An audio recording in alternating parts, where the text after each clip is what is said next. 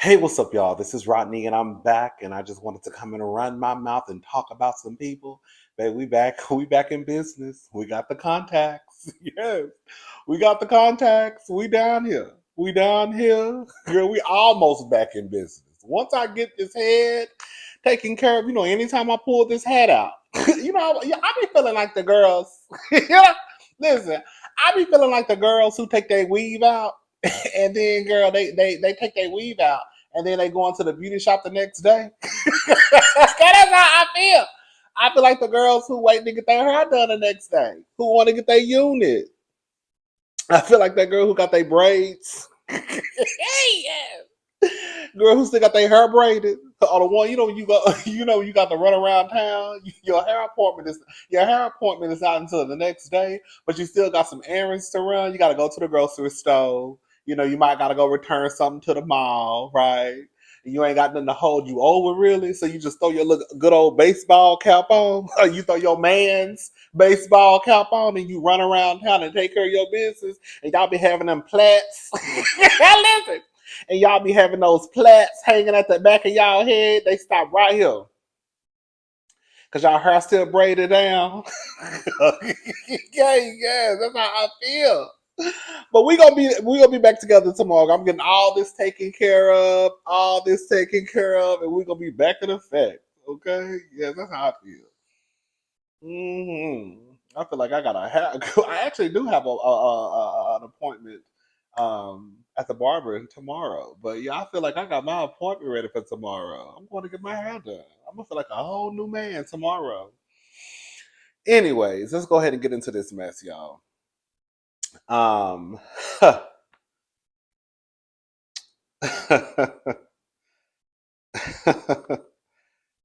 girl, Keith Lee, girl, if you don't know him by now, girl, you'll know him by tomorrow. Because Keith Lee, like I said, I made a video last night. I'm waiting for that to do what needs to be done with that video, and then I'll eventually post it. It's like an hour long. Um, I was talking about Keith Lee and OLG. Hello, for the girls who know what OLG mean, old lady gang in Atlanta. Um, but yeah, I made a video about that.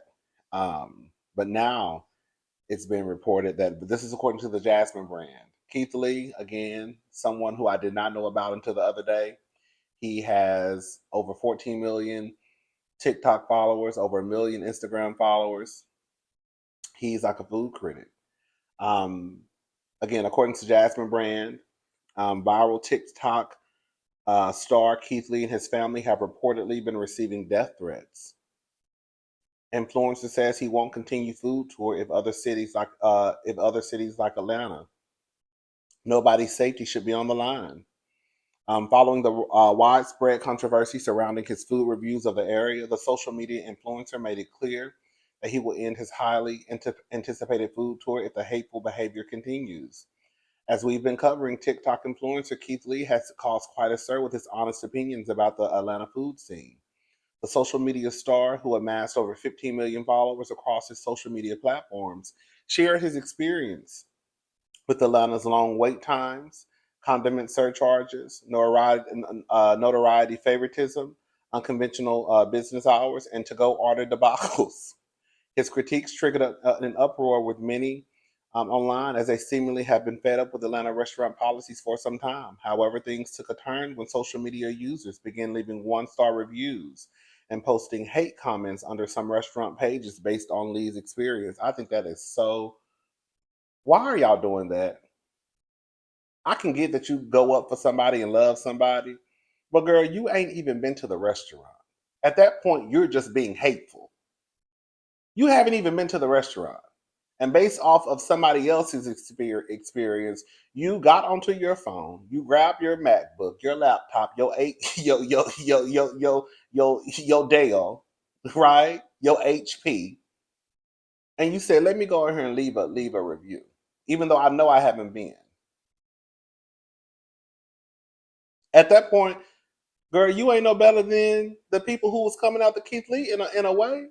You ain't no better than the real Milk and Honey who was online trying to be funny. Girl, you're just as trifling, low key. Um, However, I'm sorry. The food tester took to his TikTok in the aftermath of the situation to address the hateful comments against him, his family, and the restaurants he reviewed. He stated every restaurant that me and my family go to, we were either A, invited by the restaurant themselves, or B, we were told that the restaurant 100 times, 99% of the time. I never go to a random restaurant. With that being said, my opinion was asked for. So many narratives are being pushed, and it's insane to me. Lee went on to further explain that his platform and the ability to shed light on smaller businesses is based on truth and authenticity, which some people are giving him slack for. The food urged restaurants that request his criticism to know that he'll be honest every time and that he doesn't expect everyone to be happy or agree with it. However, Lee said he draws a line at threats towards his family and his family's safety, as well as the owners and employees of the places he visits. What can happen is when my families or the restaurants or anybody's safety starts to come into play, he continued. I'm with him. Y'all take this stuff a little too serious. Like, it's one thing if you have been to these restaurants, right? And you have experienced whatever you experienced at the restaurant and you decided to get on Yelp and leave your review, cool. But girl, that's where it should stop. When y'all start to go into this death threat lane, girl, y'all start to lose me completely. I don't understand it when it's a house. I don't care how much I dislike a housewife. Girl, that's where y'all start to lose me. Y'all lose me when it comes to housewives, drag race, and now, girl, it's the restaurants, girl. I don't care if those people at the restaurant are ignorant as y'all gonna start sending out death threats, girl. So y'all really sitting at y'all house or at y'all jobs or in your car, girl, grabbing your phone and sending someone a death threat.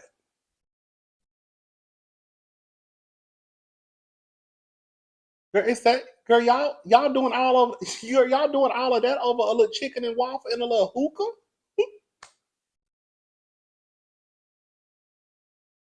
Y'all doing all that over a little shrimp and grit. Girl, what is the tea? Anyways, like I said, girl, at the end of the day, girl, quiet as it's kept. Even though, girl, Keith Lee ain't telling no lie. I don't know what he done said about all these restaurants. I'm not going to watch, so don't even ask me to. The only two I done seen is the Real Milk and Honey and Old Lady Gang. Quiet as it's kept, no tea, no shade. I don't need nobody to tell me about the experience. I can experience it myself. I've already told y'all about Old Lady Gang. I ain't never been to the Real Milk and Honey. I will say this though. I know that the Old Lady Gang has a reputation of being hella busy, but I'm gonna say this much. There was only one time I went out, and I think I've been like 4 or 5 times. There was only one time I went, besides the last time when the lady told us that we couldn't be seated because it was after 9:30. And they didn't do takeout after 9 o'clock. That's what the lady told me. I told that story in my last video. You'll see it. When me and my best friend went, we had to wait. But I don't even think the wait was too long. Like they told us a time, and then I remember, but they took our number down, or they either gave us something. Either they gave us a machine in our hand. I can't remember, but I remember the wait wasn't too. It was shorter than what they told us. So I've never really experienced. And the first time I went, I remember I pretty much just sat down. I don't remember waiting. I think the second time I went, I don't remember waiting. So this whole wait stuff, I don't know. I know I see it on TV when they shooting the show and you see the lines wrapped around the corner and all that good stuff. I don't know. But I ain't never really had to deal with that at Old Lady Gang. Now, we can talk about the food being girl mediocre, right?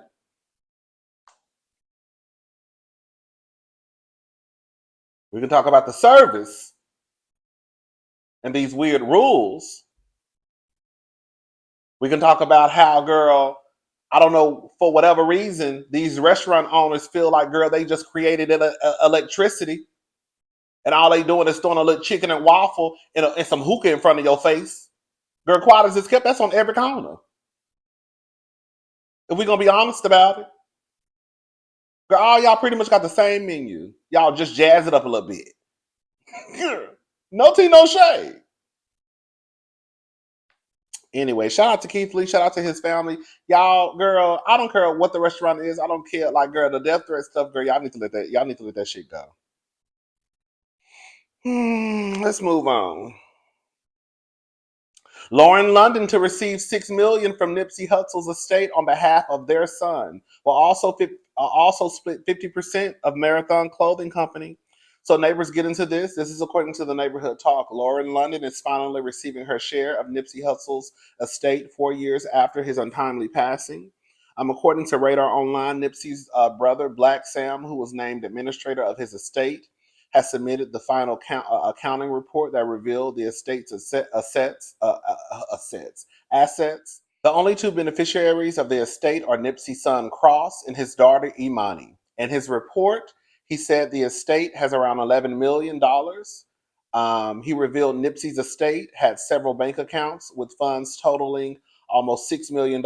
In addition, the estate has a 2012 Chevy Suburban worth $17,000, 100% membership interest in All Money Inc., worth $2.4 million, 100% interest in Marathon Studios, 100% interest in the Marathon Touring, worth $606,000, 100% interest in the Marathon Clothing Inc., worth $271K. And they also estimate Nipsey's trademark to be worth around $913,000. The grand total of assets come to over $1.3 million.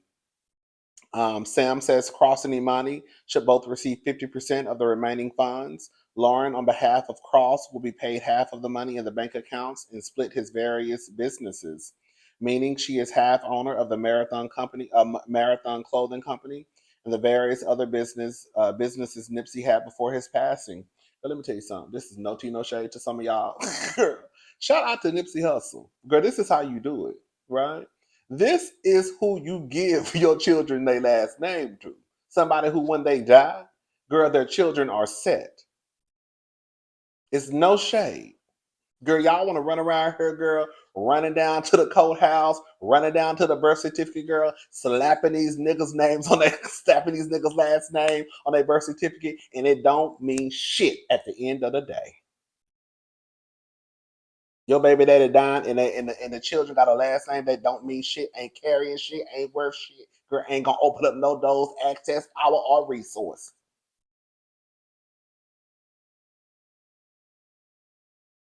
Nipsey Hussle done died, and girl, his children are good to go. Now that's a nigga who you give your kids his last name. Okay? Hyphenated. Okay? I'm just saying. I'm just saying.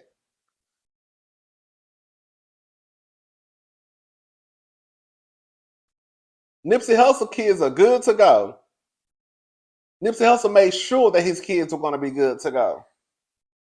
That's a legacy, baby. Girl, that's generational wealth, baby. Okay? That's someone who may be deserving of having his legacy continue through his kids, having his last name continue through his kids. Okay?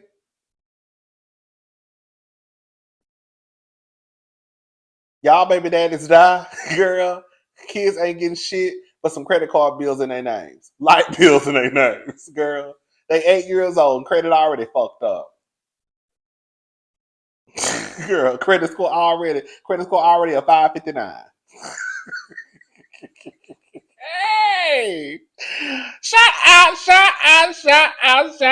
to Nipsey Hussle, baby. Yes. Shout out to his kids. Shout out to Lauren London. Shout out to his family. Shout out to his fans. I wasn't a fan of Nipsey Hussle. I don't know anything about Nipsey Hussle. I don't know anything about his music, but they say he was a decent man. All right, y'all. Gabrielle Union says she was turned down for a project because another actress was just prettier than her. Fans speculate role went to Kerry Washington. So Gabrielle Union says she lost out on a big job to a fellow actress due to her appearance. In honor of Gabrielle Union's birthday, Netflix reposted an interview of the 51-year-old where she revealed that she was once turned down for a role because the actress she was up against was prettier than her. Although she didn't mention the name of the project or the name of the competing actress, many fans began to speculate Gabrielle Union was referring to Kerry Washington's lead role in the ABC series Scandal. In the interview, Gabrielle said, "Years ago, I was up for a big job, and after numerous callbacks and studio tests, it was down to just the two of us. I was told I didn't get the part because she's just prettier than you. For someone who had low self-esteem, it just felt like there was no place for me for my kind of blackness. It pretty much killed that confident pep in my step, and I was equating my looks to my ability to do the job. I recognized that if I had gotten the job, I was around people like that, my soul would be worn down. I only want to be in spaces where I'm wanted." Shout out to Gabrielle Union. The Bring It On star added, "And if the production doesn't see your complete value, and then that's not the production for you. But I promise you, there is something to be said about an exuberant that is followed up with that production absolutely knowing your value or your job knowing your value, and that feels amazing." According to reports, Gabrielle has also shared in a previous interview that she was one of the last 5 or 10 to audition for Scandal. Actress Kerry Washington was ultimately given the starring role as the fixer Olivia Pope for the political thriller, which aired from 2012 to 2018. Girl, shout out to Kerry Washington. We love Kerry Washington and we love Gabrielle. I know some of y'all don't like Gabrielle Union. I know why. For a big job. I know why y'all don't like Gabrielle Union, but I'm gonna leave it alone and shut up. Hey. Um.